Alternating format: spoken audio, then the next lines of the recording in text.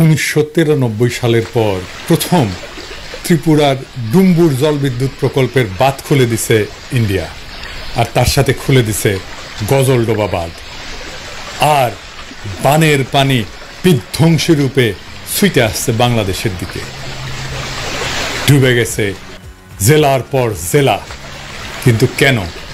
কারণ বাংলাদেশকে বন্যায় ডুবাই দিয়া ভারত প্রফেসর ইউনূসের সরকারকে বিপদে ফেলতে চাইতেছে। বাংলাদেশের বেশ কয়েকটি জেলা নোয়াখালী, কুমিল্লা, লক্ষ্মীপুর, ফেনী সহ ওই অঞ্চলে ব্যাপক বন্যা দেখা দিয়েছে। বন্যার যে ছবি এ পর্যন্ত সোশ্যাল মিডিয়াতে দেখলাম এবং গণমাধ্যমগুলোতে, সেখানে আমার মনে হয় স্মরণকালের ইতিহাসে সবচাইতে ভয়াবহ বন্যা। তো সেই বন্যাটা কেন হয়, এই বন্যা কাদের জন্য, কাদের সৃষ্ট, সে আলোচনায় যাবার আগে ওটা তো দীর্ঘমেয়াদী প্রক্রিয়া, কিন্তু শর্ট টার্মে যে বিষয়গুলো করা যায় সেটা হচ্ছে যে আমার মনে হয় সরকারের সর্বোচ্চ দিয়ে হলেও।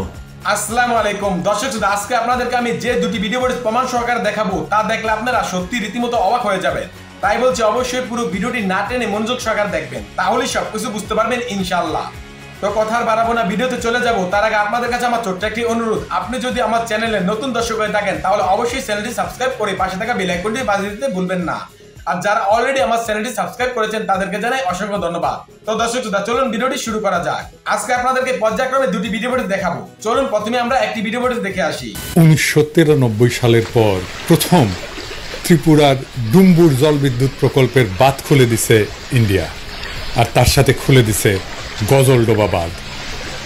আর বানের পানি বিধ্বংসী রূপে ছুটে আসছে বাংলাদেশের দিকে। ডুবে গেছে জেলার পর জেলা। কিন্তু কেন? কারণ বাংলাদেশকে বন্যায় ডুবাই দিয়া ভারত প্রফেসর ইউনূসের সরকারকে বিপদে ফেলতে চাইতেছে। একই সাথে বাংলাদেশের ছাত্র জনতা দিল্লিদাসী হাসিনাকে জয় বাংলা করে দিছে, তার মানে ইন্ডিয়ারে আউট করে দিছে। এইটা সফল করায় ভারত তার প্রতিহিংসা চরিতার্থ করতেছে। ভারত আর হাসিনা আমাদের যে কোনো বৈধ লড়াইকে জঙ্গি, জামাত, ট্যাগ দিয়া ডিলেজিটিমাইজ করত। এখন কোনো কিছু করতে না পেয়ে পাগল হয়ে গেছে। হাসিনার পতনের সাথে ইন্ডিয়া আউটের সাথে কেমনে এই বাঁধ খুলে দেওয়া জড়িত, আসেন সেটা আমরা দেখি। বিরোধী দলের আন্দোলনকে যদি জঙ্গি আন্দোলন হিসেবে দেখানো যায়, তাইলে এর বিরুদ্ধে পশ্চিমা দেশগুলোকে উস্কা দেওয়া যায়, এবং এইটাই করে আসছে আওয়ামী লীগ দিনের পর দিন, যুগের পর যুগ ধরে। ভারতের কপাল খারাপ, সেই সুযোগ পাওয়ার আগেই খুনি হাসিনা প্রাণ নিয়ে পলাই গেছে ইন্ডিয়া। জঙ্গি বয়ান ফেল করলেও ইন্ডিয়া কিন্তু একই বয়ান এখনো চালায় যাইতেছে, কারণ সে জানে কোনো উপায়ে পশ্চিমা বিশ্বকে যদি বোঝানো যায় যে জঙ্গিরা বাংলাদেশের ক্ষমতার কেন্দ্রে এসে পড়ছে, তাইলে সে বাংলাদেশে হস্তক্ষেপ করলে পশ্চিম সম্ভবত সেটা মেনে নেবে। যেমন তারা 7ই জানুয়ারির দামি নির্বাচনকেও প্রকৃতপক্ষে মেনে নিছিল। প্রফেসর ইউনূস দেশের ক্ষমতা গ্রহণ করায় ভারত এবং তার গোয়েন্দা সংস্থার একটা বড় মুশকিল পড়ে গেছে। তারা তাকে জঙ্গি বইলা দুনিয়াতে প্রোপাগান্ডা করতে পারতেছে না। প্রফেসর ইউনূস জঙ্গি এই কথাটা স্বয়ং মোদি নিজেও বিশ্বাস করতে পারবে না। সুতরাং তারা নামছে এমন এক কাজে যেন প্রফেসর ইউনূসের সরকারকে ক্রমাগত বিপদে ফেলা যায়, এবং তারা এই কাজ করে যাবে, দিনের পর দিন করবে, একটার পর একটা করে যাবে। এই বন্যায় ব্যাপক ক্ষয়ক্ষতি হবে, ফসল ডুবে গেছে, খামার ধ্বংস হয়েছে, গবাদি পশু মারা গেছে, প্রচন্ড খাদ্যাভাব দেখা দেবে, মানুষজনকে সরাইতে হবে, এবং পুরা প্রশাসন, পুরা সরকার এই বন্যার ধকল সামলানোর কাজে ব্যস্ত হয়ে যাবে। এই অর্থনৈতিক ধাক্কা সামলানো খুব কঠিন হয়ে যাবে। তার মধ্যে তো হাসিনা দেশকে পুরোটা ফোপড়া বানাই দিছে। এখন তাদের একটাই মিশন, তা হইল প্রফেসর ইউনূসের সরকারকে যেভাবে পারে বেকায়দা ফেলা। এই বাঁধ খুলে ডুবায় দেওয়া তারই একটা পদক্ষেপ। এই বন্যা পরিকল্পিত বন্যা, এটা কোনো প্রাকৃতিক দুর্যোগ না। কোনো সতর্কতা ছাড়া একবারে বাঁধ খুলে জনপদের পর জনপদ ডুবাই দিছে। আইন অনুসারে এটা করতে পারে না, কিন্তু সতর্কতা দিতে হবে এবং ধীরে ধীরে পানি ছাড়তে হবে, এটাই নিয়ম। এটা প্রতিহিংসা। আর এইটা আমরা ভারতের মিডিয়ার হেডলাইনে দেখতে পাই। দেখেন কি লিখছে, কি নির্মম রসিকতা। অবশ্য আমাদের পোলাপানেরা ওই রসিকতার পরে ওই ওয়েবসাইটে জয় বাংলা করে দিয়েছে হ্যাক কইরা। তো যাই হোক, আমরা কি ভারতের এই প্রতিহিংসার মুখে বসে থাকব? না, এইটার দাঁত ভাঙা জবাব দিতে হবে। এর দাঁত ভাঙা জবাব হিসেবে আমরা টোটাল ইন্ডিয়া বয়কটের ডাক দিচ্ছি। আমরা এর আগে ইন্ডিয়ান প্রোডাক্ট বয়কট করছিলাম, কিছু সিলেক্টেড প্রোডাক্ট বয়কট করছিলাম। এইবার আমরা টোটাল ইন্ডিয়া বয়কটের ডাক দিচ্ছি। শুধুমাত্র ইন্ডিয়া পণ্য না, সেই সাথে ইন্ডিয়া থেকে সকল প্রকার শিল্পের কাঁচামাল আনা বন্ধ হবে। ছাত্র জনতা এটা নিশ্চিত করবেন। তৃতীয় দেশ থেকে কাঁচামাল আনলে খরচ যদি কিছুটা বেশিও পড়ে, সেইটা আওয়ামী চাঁদাবাজি বন্ধ হয়, শিল্পের মালিকানা পুরোপুরি পুষায় নিয়েও লাভের খাতায় কিন্তু থাকবেন। আমাদের সাপ্লাই চেইন ইন্ডিয়া থেকে সরায় নেওয়ার এটাই মোক্ষম সময়। একই সাথে ভারতের সকল এয়ারলাইন্সকেও বয়কট করা হলো। ইন্ডিয়ান কোনো এয়ারলাইন্সে কেউ টিকিট কাটবেন না, কোনো বন্দরে ভারতীয় মালামাল খালাস করবেন না, কোনো দোকানে ভারতীয় পণ্য পাইলে সেটা এখন ধ্বংস করবেন। আমরা এর আগে বলছিলাম তুলে নিতে বলবেন, না রাখতে বলবেন, কিন্তু এখন বলতেছি এটা ধ্বংস করবেন। কোনো ভারতীয় পণ্য বহন করবেন না, কোনো পরিবহন যেন না পায় পণ্য নিয়ে আসার জন্য। ওরা ভিসা সেন্টার বন্ধ করে দিয়েছে, খুব ভালো করছে। আর যেন না খোলে। ওরা মৈত্রী ট্রেন নাকি চালাইতে উৎসাহ পাইতেছে না, চালাস না। আমরা খুব খুশি, না চালাইলে আমরা সবচেয়ে খুশি হব। সরকারকে আহ্বান জানাচ্ছি, ভারতের সাথে সকল চুক্তি উন্মুক্ত করেন, যা যা এক্ষুনি বাতিলযোগ্য সেইগুলো বাতিল করেন। মোংলা পোর্ট দিয়ে দিচ্ছেন, ট্রানজিট দিচ্ছেন, সব বাতিল করেন। টোটাল ইন্ডিয়া আউট বাস্তবায়ন করে আমরা ইন্ডিয়াকে উচিত জবাব দেব, যা তারা বহু যুগ মনে রাখবে। আর কি করব? ইন্ডিয়া শুকনা মৌসুমে কখনোই চুক্তি মোতাবেক আমাদের পানি দেয় নাই, অথচ বর্ষার সময় আমাদের পানিতে ডুবায় মারে। ভারতের এই জঘন্য খেলা বন্ধ করার এটাই সময়। ভারতের কাছে পানি পাওয়া, যেটা আন্তর্জাতিক আইনে আমাদের প্রাপ্য, তার আশা করা বাতুলতা। আমাদের সামনে একটাই টেকসই দীর্ঘমেয়াদী সমাধান আছে। কি সেটা?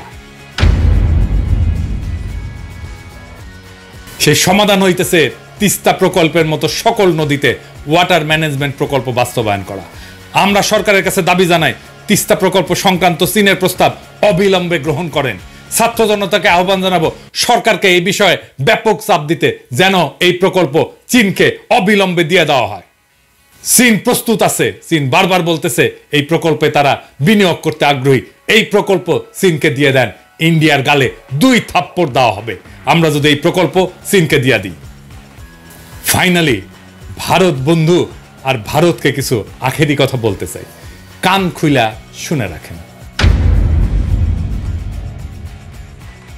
অনেকে মনে করেন ভারত বড় দেশ, আমাদের ঘিরা আছে, হুরে বাবা, হ্যাঁ আমাদের খায়া ফেলবে। হ্যাঁ জিনা, ভারত আমাদের ঘিরা নাই, আমরা ভারত দিয়ে বেষ্টিত না। ভারত বরং চারিদিকে শত্রু রাষ্ট্র দিয়ে বেষ্টিত। সরাসরি শত্রু না হইলেও তারা ভারতের বন্ধু না, যারা ভারতকে বেষ্টন করে আছে। ম্যাপটা খুলে দেখেন, একদিকে পাকিস্তান, চীন, নেপাল, বাংলাদেশ, আর ওইদিকে মায়ানমারের গণতন্ত্রকামীরা জিতে গেলে ওরা বাম্বু দেবে ইন্ডিয়াকে সকাল বিকাল। ইন্ডিয়াকে ঘিরে ফেলা হয়েছে চারিদিক থেকে, চারিদিকে ওর হোস্টাইল টেরিটরি। আর আমরা তিস্তার চায়নাকে ডেকে আনা চিকেন নেক চাইপা ধরবো। 15 বছর ফ্যাসিবাদের ঘানি টানাইছে ইন্ডিয়া, এইটার মূল্য ইন্ডিয়াকে চুকাইতে হবে কড়ায় গন্ডায় আগামী 50 বছর ধরে। একটা কবিতা ছিল, মুক্তিযুদ্ধের সময় লেখা হয়েছিল, সেই কবিতা আমরা আবার পড়বো। তুমি আমার আকাশ থেকে সরাও তোমার ছায়া, তুমি বাংলা ছাড়ো। তুমি আমার বাতাস থেকে মোছো তোমার ধুলা, তুমি বাংলা ছাড়ো। তুমি আমার জলস্থলের মাদুর থেকে নামো, তুমি বাংলা ছাড়ো। শত্রু দেশের সাথে কোনো ডিলিংস না, ইন্ডিয়ার সাথে কোনো ডিলিংস না। যারা শত্রু দেশের সাথে হাত মিলাবে তাদের ক্ষমা নাই। তো আশা করছি আপনারা পুরো ভিডিও ফুটেজটি মনোযোগ সহকারে দেখেছেন এবং সেখানে কি বলা আছে তাও বুঝতে পেরেছেন। এই বিষয় নিয়ে যদি আপনাদের কোনো মতামত থাকে তাহলে অবশ্যই তা কমেন্ট করে জানাতে পারেন। এখন চলুন আমরা আরো একটি ভিডিও ফুটেজ দেখে আসি। বেশ কয়েকটি জেলা, নোয়াখালী, কুমিল্লা, লক্ষ্মীপুর, ফেনী সহ ওই অঞ্চলে ব্যাপক বন্যা দেখা দিয়েছে। বন্যার যে ছবি এ পর্যন্ত সোশ্যাল মিডিয়াতে দেখলাম এবং গণমাধ্যমগুলোতে, সেখানে আমার মনে হয় স্মরণকালের ইতিহাসে সবচাইতে ভয়াবহ বন্যা।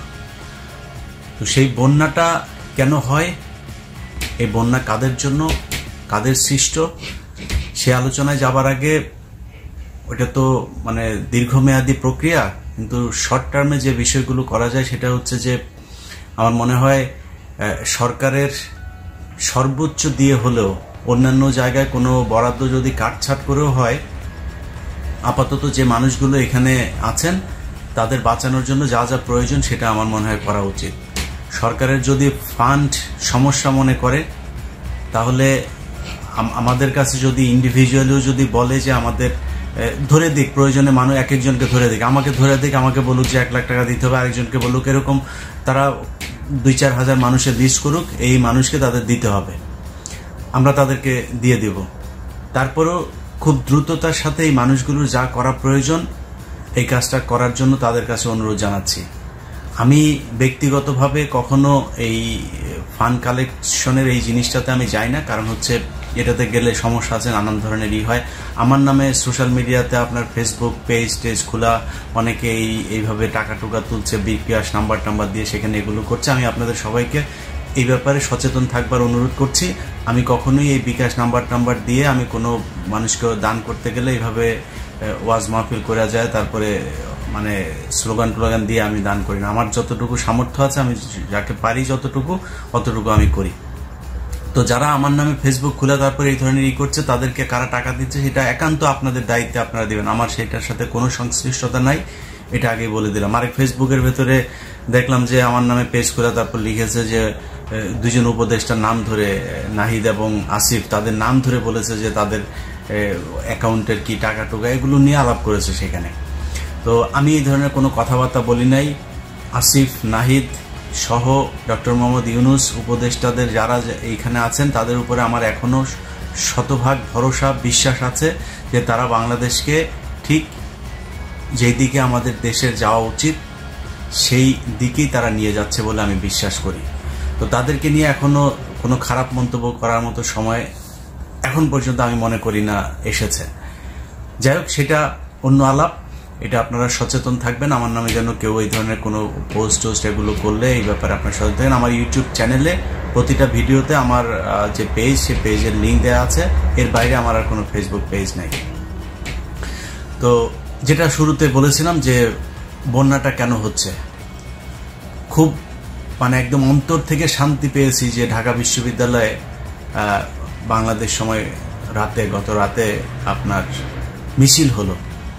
সেই মিছিলে দেখলাম ভারত বিরোধী নানান ধরনের স্লোগান দেওয়া হচ্ছে। ভারত যদি বন্যায় যদি মানুষ মরে, তারপরে বলছে যে 7 সিস্টার দেব আলাদা করে, এই ধরনের কি স্লোগান দিয়েছে, খুব ভালো লেগেছে।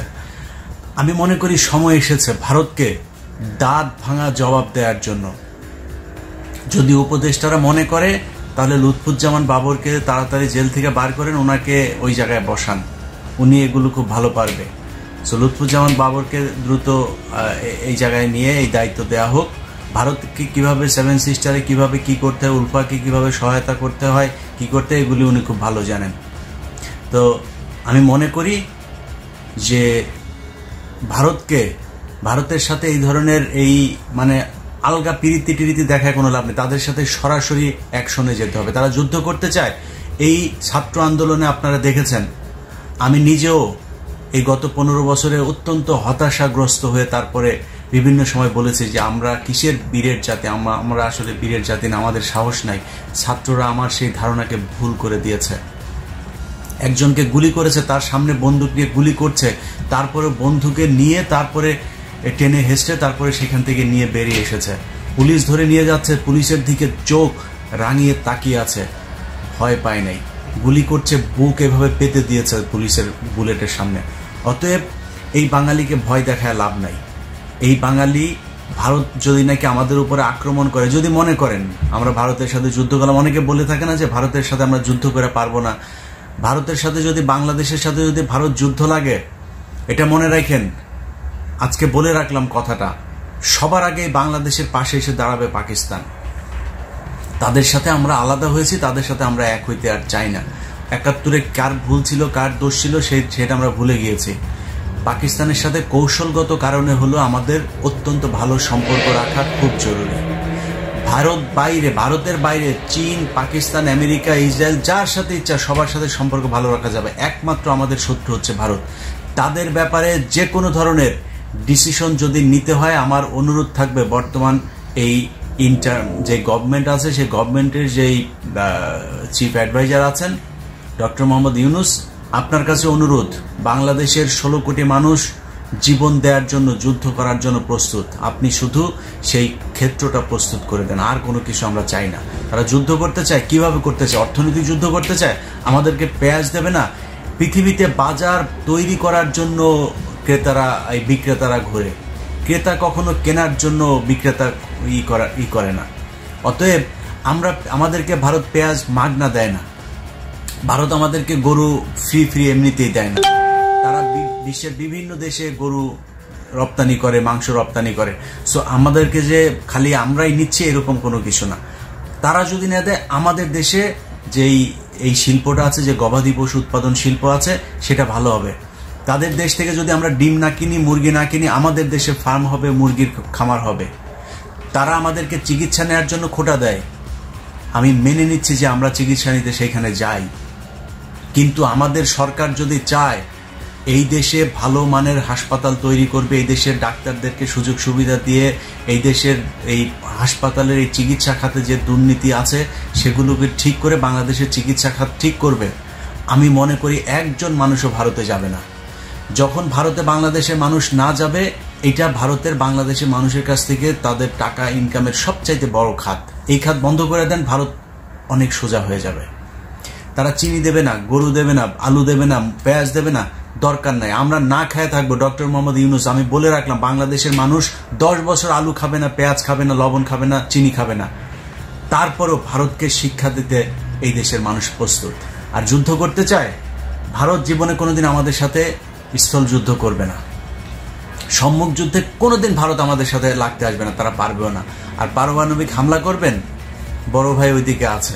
বাংলাদেশের উপরে যদি পারমাণবিক হামলা বা এই ধরনের কোনো হুমকি বা মানে প্র্যাকটিক্যালি যদি এই ধরনের কোনো কিছু করা হয়, সেটার জন্য পাকিস্তান সাথে সাথে সেটার জবাব দেবে, আমি বিশ্বাস করি। আপনি এই আন্দোলনে দেখেন, পাকিস্তানে এখন যে আন্দোলন চলছে সরকার বিরোধী, এই সরকার পতন আন্দোলনে যতগুলো পাকিস্তানের পতাকা আছে ততগুলো বাংলাদেশের পতাকা আছে। পাকিস্তানের মানুষ আমাদের শত্রু না। এই দেশের শেখ মুজিব এই বদমাইশ ক্ষমতায় আসার জন্য রয়ের সাথে মিলে রয়ের যেই পরিকল্পনা সেটা বাংলাদেশে বাস্তবায়ন করেছে। আদমজি জুট মিলে কারা মানুষ মেরেছিল, 14ই ডিসেম্বরে কারা মানুষ মেরেছিল, এগুলো নিয়ে বহু তদন্ত করা দরকার আছে। বাদ দিলাম সেগুলো, সেই দিন শেষ। পৃথিবীতে বহু দেশের সাথে বহু দেশের হয়েছে, যুদ্ধ হয়েছে। পৃথিবীতে এই পর্যন্ত একবার পারমাণবিক যুদ্ধ হয়েছে, একবার, সেটা জাপানে আমেরিকা মেরেছে। সেই পারমাণবিক যুদ্ধ যাদের সাথে হয়েছে, যাদের উপরে পারমাণবিক বোমা নিক্ষেপ করা হয়েছিল, সেই জাপান এখন আমেরিকার সবচাইতে ভালো বন্ধু। পৃথিবীতে এরকম বহু উদাহরণ আছে। তো আমরা পাকিস্তানের সাথে আমরা আলাদা হয়েছি, কিন্তু বাংলাদেশের মানুষের সাথে পাকিস্তানের মানুষের কোনো দ্বন্দ্ব নাই। ওই সময় যারা রাজনীতি করতো তাদের সমস্যা, পাকিস্তানের রাজনীতিবিদদেরও ওই সময়ের পলিসিতে ভুল আছে।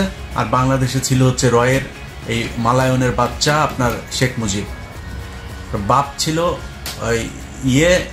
আপনার হিন্দু, ও রক্তটা হিন্দু, যেই কারণে ওরা এখন পর্যন্ত ওই আপনার করতে পারে না, ভারতের কাছ থেকে ওরা বের হইতে পারে না। আমরা হিন্দুদের মানে ধর্ম নিয়ে হিন্দুদেরকে আমি কোনো কটাক্ষ করছি না, আপনাদের ব্যাপারে আমাদের কোনো নাই, কিন্তু আমার মুসলমান যখন কিনা ভারতের পক্ষ হয়ে কাজ করে, তখন আমি আমার জায়গাটা আমি পরিষ্কার করলাম। সো কে হিন্দু কে মুসলমান সেটা আমার দেখার বিষয় না। আমার দেশ নিয়ে এই শেখ মুজিব, যার বাপ যে হচ্ছে কিনা মানে এই আপনার অবৈধ পয়দা, তার বাপ ছিল হচ্ছে হিন্দু, সে এসে তারপরে মুসলমানের ঘরে উঠছে, কিন্তু রক্তটা তো হিন্দুদেরই, ওই হিন্দুদের প্রতি টান ছিল। বাংলাদেশের সাথে এই পাকিস্তানের এই যে এগুলো আপনার রয়ের হয়ে তারপরে কাজ করে দুই দেশের ভেতরে যুদ্ধ বাজাইছে। সো এই শেখ মুজিব হচ্ছে আপনার আমাদের যেই ক্ষতি, সেই ক্ষতির শুরুটা করে দিয়ে গেছে, সেটার পরেরটা শেখ হাসিনা করেছে। সো সেখান থেকে বের হইতে আমাদের সময় লাগবে, কিন্তু আমি মনে করি এই পদক্ষেপগুলো নিতে দেরি হয়ে যাচ্ছে। আমাদের যে এই জাতীয় সঙ্গীত, এই জাতীয় সঙ্গীত খুব দ্রুত পরিবর্তন করা উচিত, কারণ আরেক দেশের কোনো নকল করা গানের আপনার লিরিক কখনো বাংলাদেশের হইতে পারে না, জাতীয় সঙ্গীত হইতে পারে না।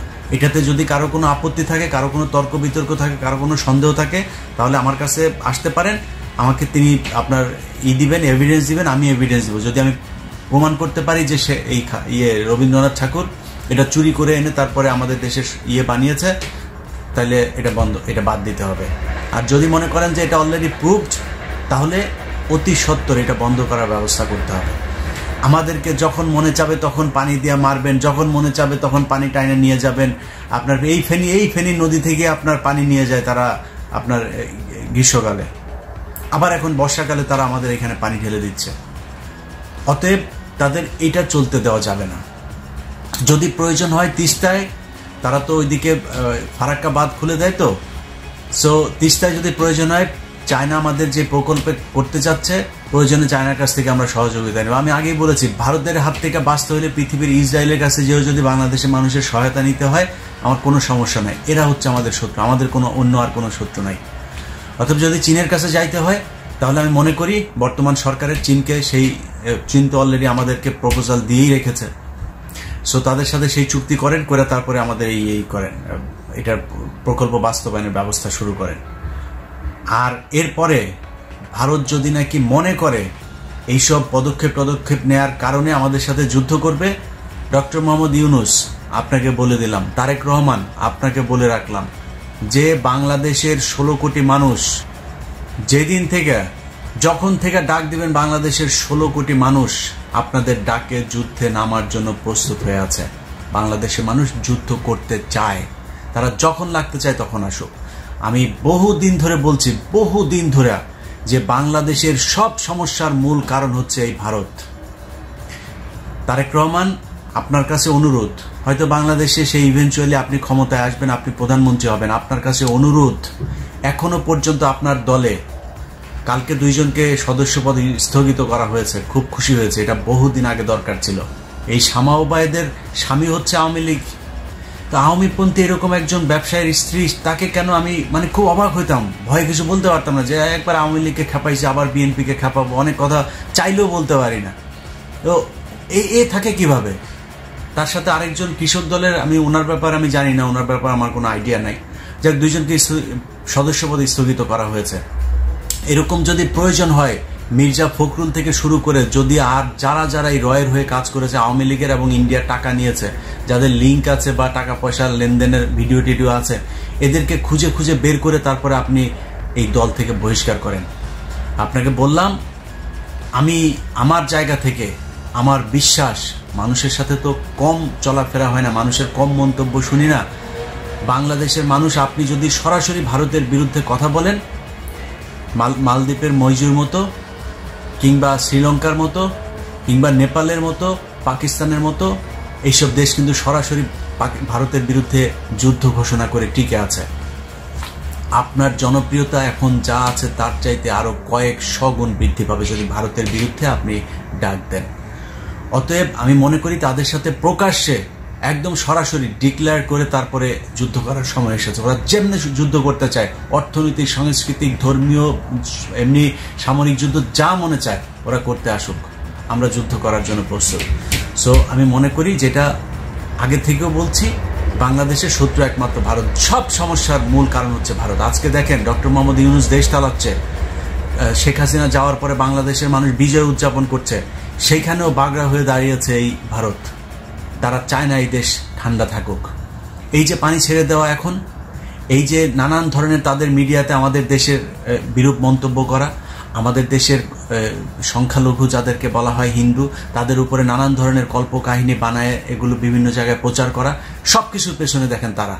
এই শেখ হাসিনা 15 বছর যে এই দেশে মানুষকে গণহত্যা করেছে, এইটার পেছনেও এই ভারত। অতএব ভারত যে আমাদের শত্রু সেটা আমরা এখন চিনেছি। বাংলাদেশের মানুষের মধ্যে আমরা সেই পরিস্থিতিটা তৈরি করেছি, সেই মানসিকতাটা তৈরি করেছি যে তারা ভারতকে এখন প্রচন্ড রকমের ঘৃণা করে। আপনাকে অনুরোধ থাকবে, যারাই বাংলাদেশে রাজনীতি করবেন তাদের কাছে অনুরোধ থাকবেন, ভারতের বিরোধিতাটা সরাসরি করতে হবে। যে মানুষগুলো আজকে মরছে বন্যার পানিতে, দেশের অর্থনীতি নষ্ট হচ্ছে, এই সব কিছুর জন্য ভারত দায়ী, এবং সেটা সরাসরি বলতে হবে। সেটা যদি না বলা যায়, সেটার যদি অ্যাকশন না নেওয়া যায়, তাহলে কোনোদিন এই সমস্যার সমাধান হবে না। যাই হোক, বাংলাদেশের ভাইয়েরা, ভারতের বিরুদ্ধে আমাদের একদম এক দফা এক দাবি। এক, হরে কৃষ্ণ হরে রামের মেয়েকে আমরা পাঠাইছি ওই দেশে, এখন হচ্ছে আপনার এই ভারতের সাথে সরাসরি যুদ্ধ করার সময়। এক দাবি, ইন্ডিয়া আউট। এই বাক্যে আমরা সবাই মিলে একসাথে হব। দেশের যেইখানে, যেই মতের, যেই দলের, যেইভাবেই থাকুক, সবাই আমরা এক। আশা করছি আপনারা এই ভিডিও পরিচিতি মনোযোগ সহকারে দেখেছেন এবং এখানে কি বলা হয়েছে তাও বুঝতে পেরেছেন। এই বিষয় নিয়ে যদি আপনাদের কোনো মতামত থাকে তাহলে অবশ্যই তা কমেন্ট করে জানাতে পারেন। ভিডিওটি এ পর্যন্তই, দেখা হচ্ছে পরবর্তী ভিডিওতে। সে পর্যন্ত সবাই ভালো থাকবেন, সুস্থ থাকবেন। আল্লাহ হাফেজ।